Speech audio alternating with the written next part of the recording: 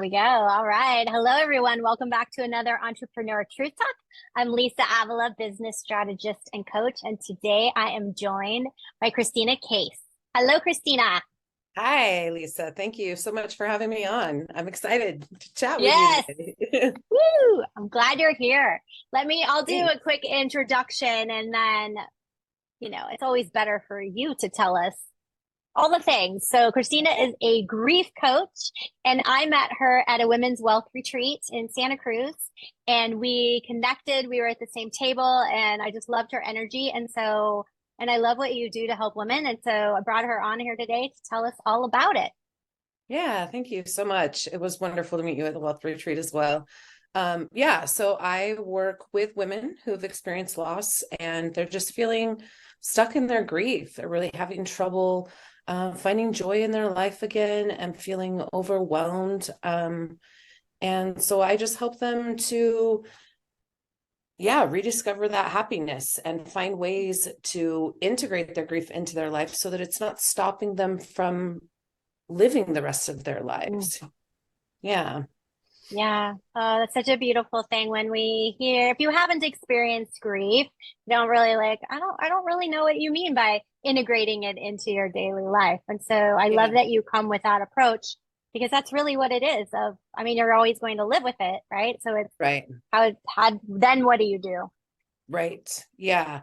And it can be very confusing because, you know, our society is so focused on moving through the stages of grief and getting over grief. And, after about 6 months or so, there's just this expectation that you'll be better and everything will be fine and you'll be happy again, and you may have little sad moments here and there, but it doesn't stop you. And in reality, that's just not how it always works. A lot of times when we have a significant loss, later on in life, it often triggers a lot of emotions and things from losses that we experienced when we were kids.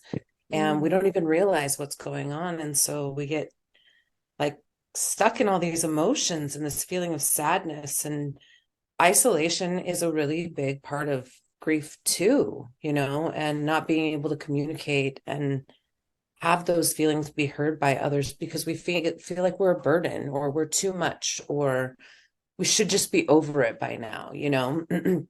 So I think that providing that space for women to just really open up about it and give them support and let them know that they're not alone is so important.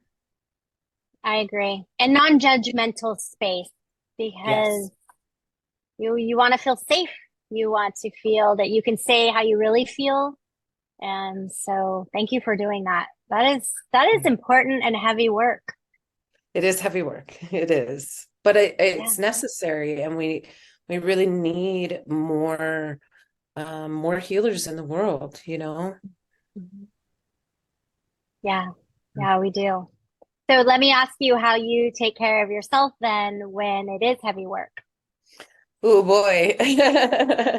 Well, I have my support network as well. So I have a group of women who, um, you among them, but who I talk to regularly. And, when I'm really struggling in a specific place or feeling that overwhelm, especially as an entrepreneur.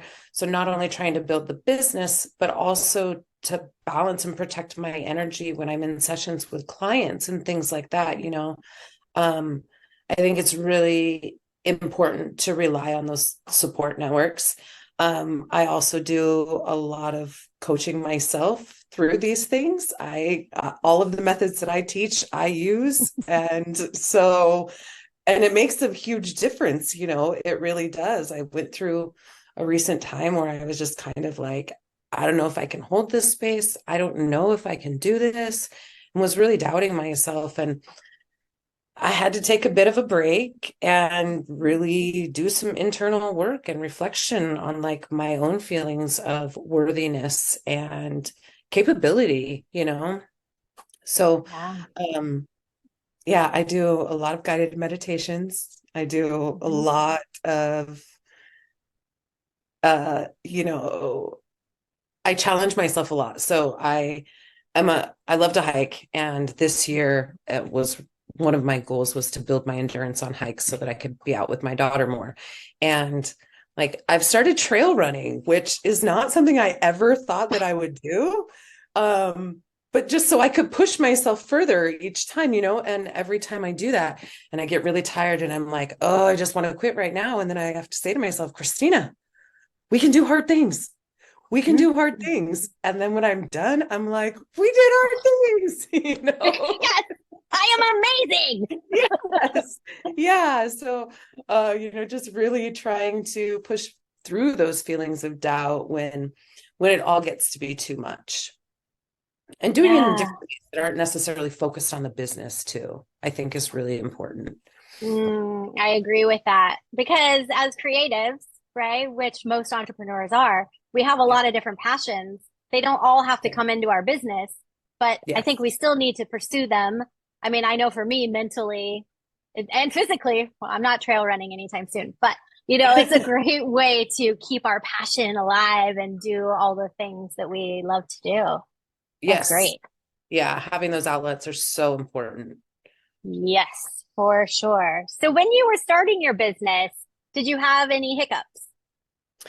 I think my biggest hiccup when I was building the business and starting the business, well, there are a couple of different things. One of them was this feeling that I had to take every certification class out there so that I could be good enough and have enough knowledge. And all that led me to do was be overwhelmed and not finish the certifications, right? So yes, I've definitely learned to like dial that back. I still continue my education all of the time, but I do it in a much more strategic way, right? And then I think the second biggest hiccup for me was really buying into these marketers really who are telling me like you'll have your first clients in the first 30 days, make 10K in 30 days without Mm, knowing who I was or where I was in my business. And I bought into that and I invested into that too. And so that's one way, but also like my time and my energy. And so when I wasn't getting those clients initially, it also had the impact on me of giving me all this self-doubt. They're telling me I should be able to do it and I'm implementing it, but it's not happening. So maybe this isn't right for me. yeah. Um, and I really just had to come to this understanding like they're marketers. They're marketers. Their results are not normal, you know, and this is my journey, right? To help people. And it's going to come in the time that it comes. And I know that I am answering a calling that knocked on my door years ago and I didn't listen to it, and then Mhm. the universe has a way of bringing those things back. And so, um, yeah, I really had to come to terms with that, um, expectation, and I think it's very similar to the expectations when we're talking about grief and things happen in your own time. And so understanding that really carries through into all facets of our lives, not just grief, not just business, but everywhere. Great points. Gosh, yeah, I feel that deeply when there's so many people out there that are not pretending, but saying, oh yeah, I can get you 50 whatever, like discovery calls in 1 month and all these Right, like flashy and then yes, of course you want to right, help. So, and of course you want that help, but it doesn't work like that. Like it is a bunch of BS actually, especially right, when it comes to grief. It's like what you're not going to go cold call people about right, grief. right. No. No, that's not what it's about. It's about serving people who need your help. And that's going to Yeah, be a much different, yeah, entrepreneur path because yeah, you're serving them. You're not just like pulling in cash. right. And it takes time to build that trust level between people, and a lot of what I was taught very early on was felt very inauthentic to me. And so I struggled. So I was dealing with my own resistance about implementing what they were doing because it didn't feel right. It didn't feel like I was really getting to a place where I knew and understood what people were going through. I was just trying to get a discovery call, you know? And now, thankfully, I don't run my business like that, but But your it intuition feels was much telling better. you. Yeah, that's so interesting of how we kind of I'm guilty of that, of like push away. No, I know I have that feeling. I know what's right, but I'm going to push that away because Right.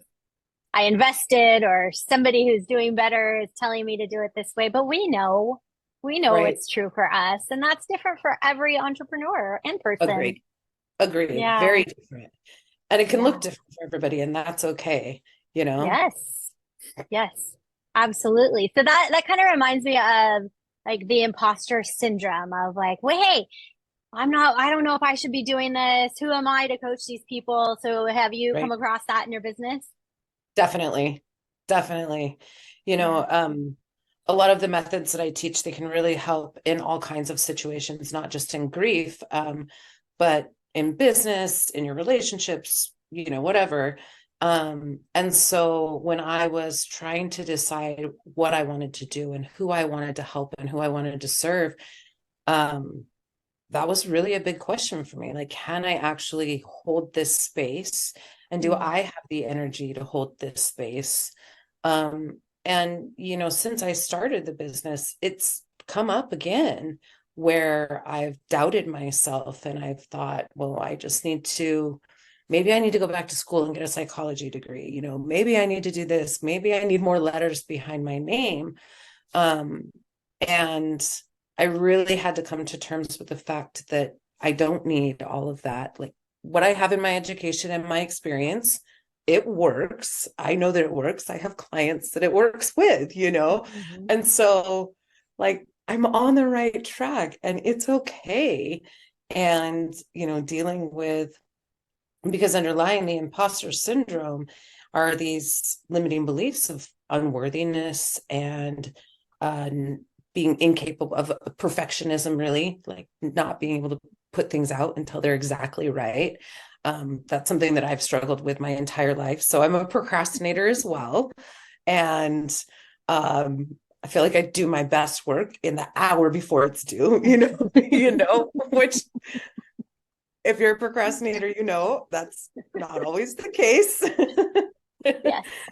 but but yeah, that's what's Um, like underlying the imposter syndrome. So when I get in those states, like just like we talked about earlier, I've really got to dig in and get deep. And like sometimes that means that I have to disconnect for a little bit to really figure out what's going on and what's driving these feelings of inadequacy, basically, you know? yeah.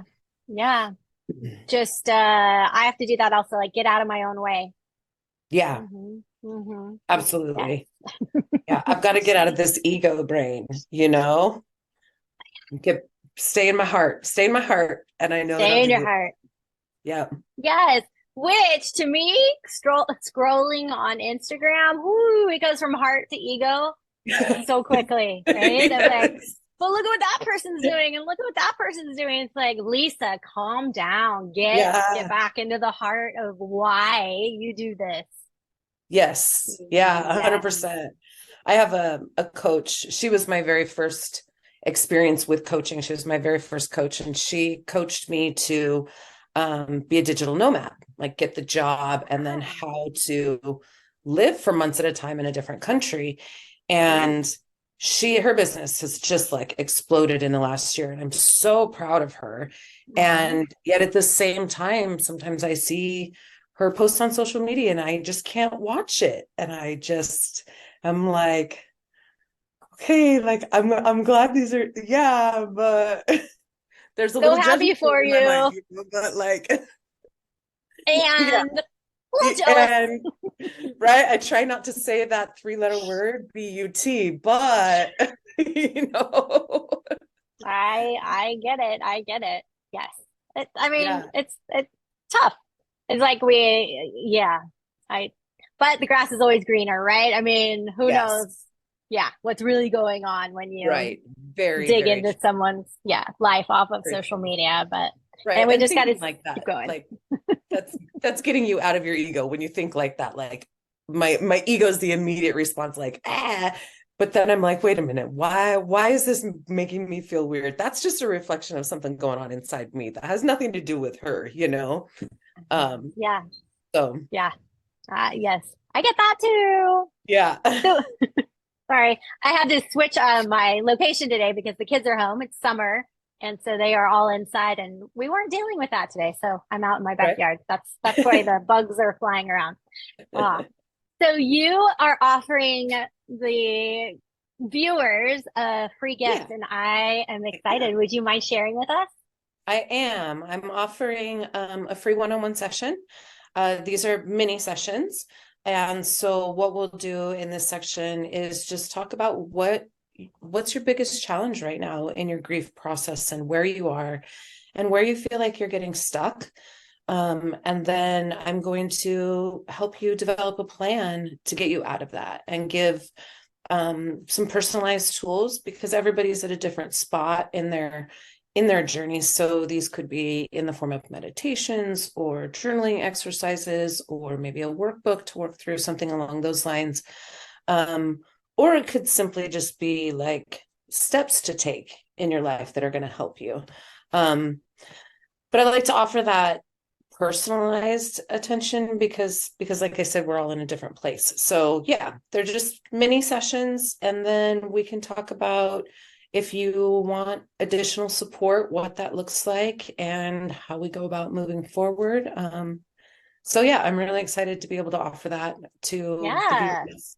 That's Yes. so lovely. Thank you. Because getting Yeah. to know each other personally and develop that relationship, it's just that's right. Like that's the goodness and the Yeah. energy. Yeah. So thank you Yeah, for and you doing can't that. just, yeah, absolutely. And I think you just can't step into, after watching a short video like this, step into a vulnerable space without having the opportunity to like figure out what it actually looks like, you know, and Hmm. it's hard to take that first step. And so I think it's really important to honor the people that do schedule a call because it's a Yeah. big win. It's a big win. It, yeah. It's a huge first step too. Yeah, Yeah. In taking that. absolutely. And so you also have a private Facebook group. Is that I correct? do. Yes, I do have a private Facebook group for women. There's all kinds of people in there, all kinds of stages of grief. I have some women that I work with who just within the last few weeks lost somebody, and then others who are dealing with more of the long-term grief. But all in that group. And there's also support from other healers in that group as well. So it's a nice place to feel connected and to get out of that feeling of isolation and having to do it all on your own, because grief isn't something you should have to do on your own. It's hard. It's hard. And we need support, and it's okay to ask for support. So Yes, yes. Thank you. And I'm going to put both of those links for the free mini session and the private Facebook group in the show notes. So be sure to thank go you. check those out. Yes. Yeah. And gosh, it's always great to talk with you. And I love Thank what you are putting out into the world, and you're doing great work. Keep it up. you. We got Thank you. to encourage each other, right? Yes. Yes, Entrepreneurs unite. 100%. That's right. That's right. Yes. Thank you for being here today. And thanks to all of you for watching. And be sure to stay tuned for the next Entrepreneur Truth Talk. See you next time.